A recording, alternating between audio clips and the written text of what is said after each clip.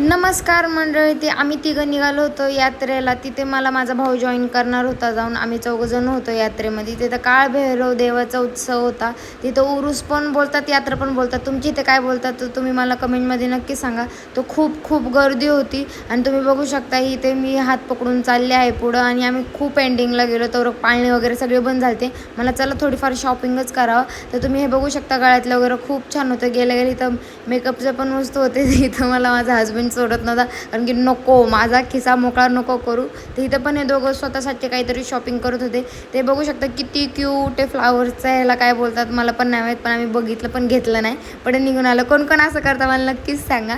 तर आम्ही चाललो होतो पाया पडायला. तर बघितलं मला तर जिथं शॉप दिसेल तिथं घुसत होते. मला कळत नव्हतं काय घेऊ काय नाही. एवढं सगळं स्वस्त आणि चांगलं होतं.